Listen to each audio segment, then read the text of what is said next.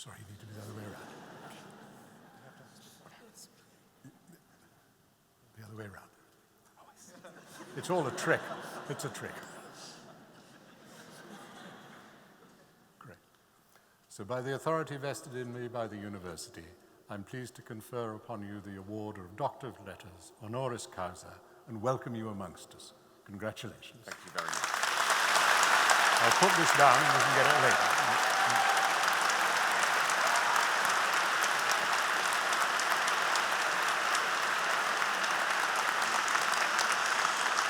It's now my great pleasure to ask our honoured guest to address us. Well now, thank you, ladies and gentlemen, parents, teachers, tutors, professors, the Duchess of Cornwall, President Macron, Beyonce, Claire Balding, God. Thank you for that warm welcome and for allowing me to be part of today's celebration. Not that you had any say in the matter, but that's the kind of random and tyrannical decision-making behavior of a large institution that you're going to come to miss. Unless any of you are heading for the BBC, in which case there's a lot more of that to come. Thank you, Miles, for that very generous introduction. It must be one of the best introductions I've ever written.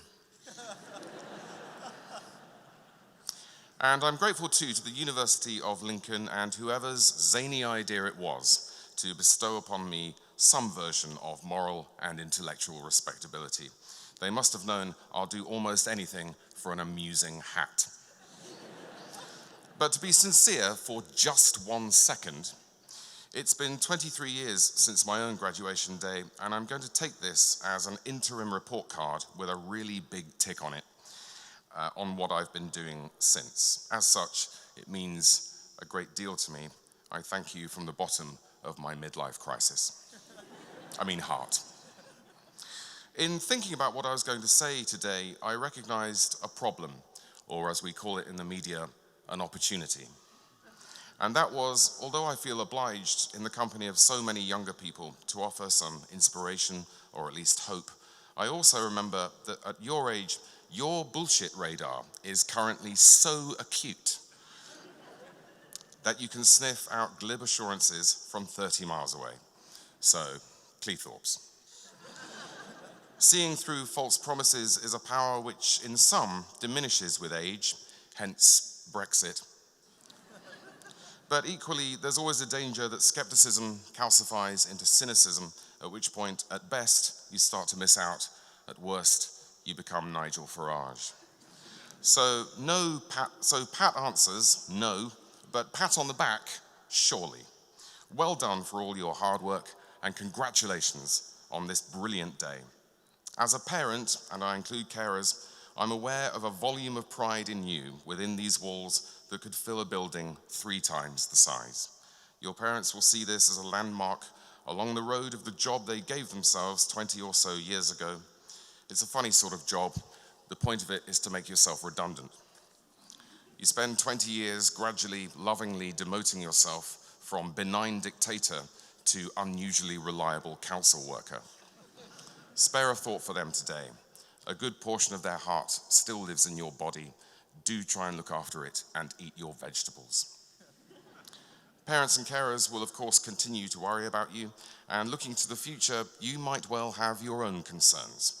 I wanted to be an actor, a profession well known for being overcrowded, fickle, and precarious. Surveying the current jobs market, you'd be forgiven for concluding, we're all actors now, love. All I can say is find something that you love and take every opportunity to practice. If you're one of those people who are content to call themselves a control freak, then I daren't tell you just how much of what's about to happen in your career will be completely out of your hands. I think happiness is more readily found in your approach to uncertainty. I'm well aware that no one's going to write a power rock ballad about that, but if you can live with uncertainty, accept it, even welcome it as a lifelong companion, then you will be happier, more nimble, more adaptable, and more successful in your own terms than those chasing the mirage of total security. That's my view, anyway. If the bus is heading for utopia, for goodness sake, let me off 2 stops early.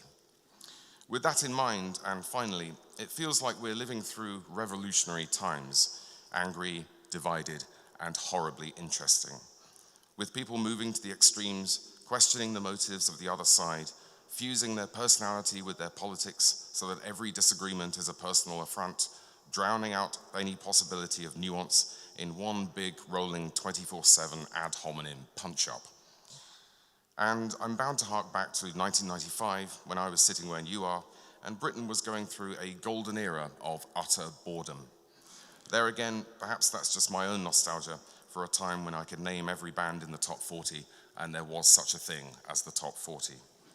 Either way, as many of you leave formal education and you say goodbye to your last teachers, do me the favor of remembering those first ones at primary school.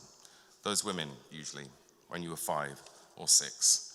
I mention it because in times like these, we're liable to overcomplicate things. What did they teach us? They told us to share. They told us to play nicely and to respect each other. They asked us, imagine how it would feel if someone did that to you. They encouraged us, did they not, to put empathy and kindness at the center of our lives. I can't improve on that. Follow your best instincts. You knew what they were by the time you could write your name. It's a good name, yours. Live up to it. Follow your best instincts, and you'll be all right. Thank you, congratulations, I love you, and good luck.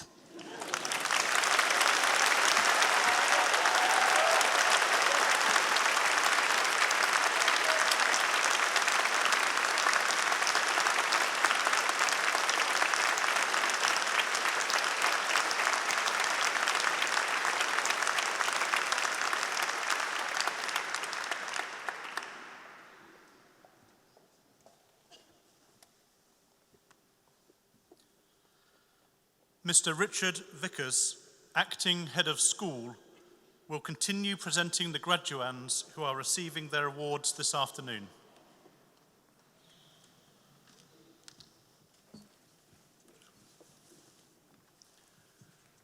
Pro-Chancellor, I am pleased to present the remaining graduands receiving first awards from the School of Film and Media.